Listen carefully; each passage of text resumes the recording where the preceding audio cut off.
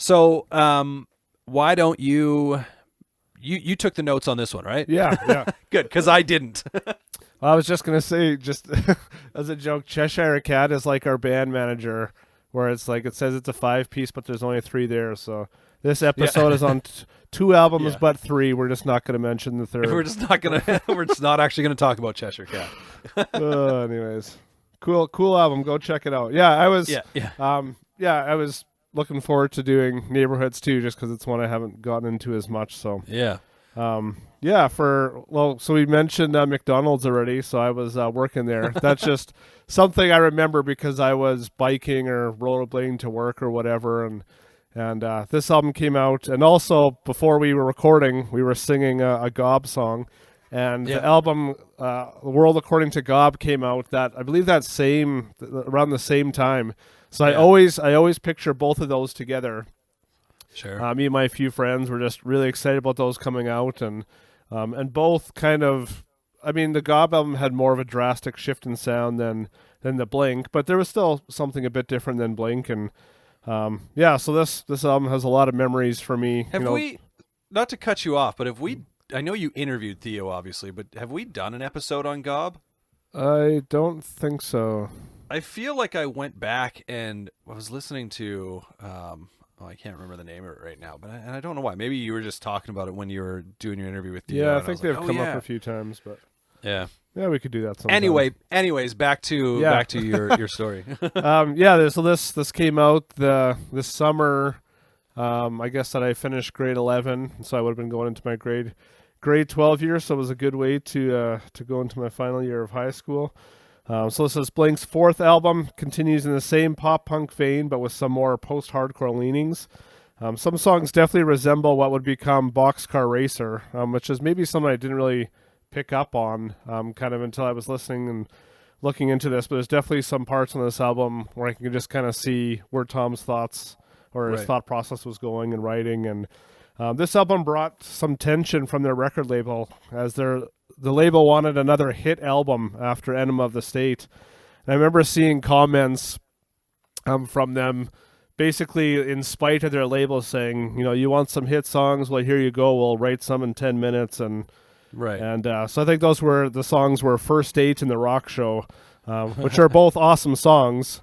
Yeah. It's just kind of funny that they kind of came out of a place of like, fine, you want something, we'll write you the catchiest song you can imagine, and we'll take none of our effort.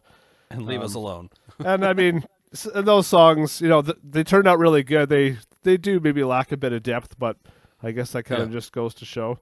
So this album had near immediate success and went on to sell over 12 million copies. So it's, as some of the other albums we were talking about that, whether it was the Blank or the side projects, it took a bit longer to reach those milestones. But this one was definitely a hit right away, and I remember it kind of being a lot of buzz, whether it was, magazines or record stores, and, they had, was it three different versions of the album, kind of with the different artwork, whatever, and then each had a different hidden song on it, so it was kind of a cool way to get people to, buy multiple copies or trade with their friends or whatever it was. Yeah, they actually, I want to say they, I think there were 2 hidden songs on each. Like there was like a joke song and then a more serious song that could have been on each of the. And yeah, I mean the discs corresponded with the artwork, right? Like so you had the red, the yellow, and the green discs. And I forget which one.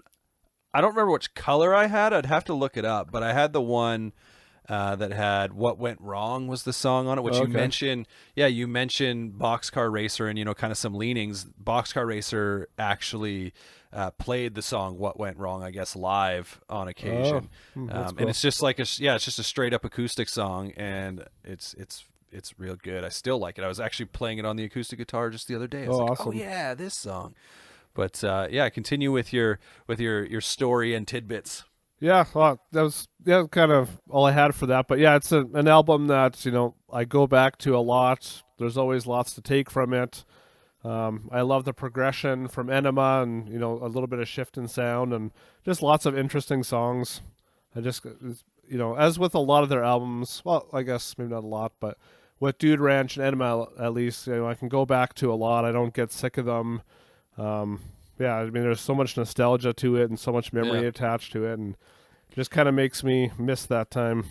Yeah, this album for me, I think, is Blink-182. I've said this in the past on different episodes, like just their straight up pop punk best. Yeah. As far as like that, writing those kind of more light and fun, straightforward pop punk songs, I think this is definitely them really polished and pulling it off really well. Even in songs, like you said, where it was like, all right, we'll just write this in 10 minutes. Here you go. Like, just shows you sort of where they were. And then I had never really thought about it. You brought it up about the Boxcar Racer thing.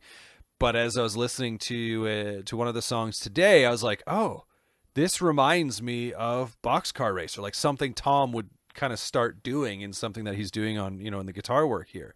Yeah. And obviously... Yeah, and obviously further into the career, he would kind of lean into that a little more.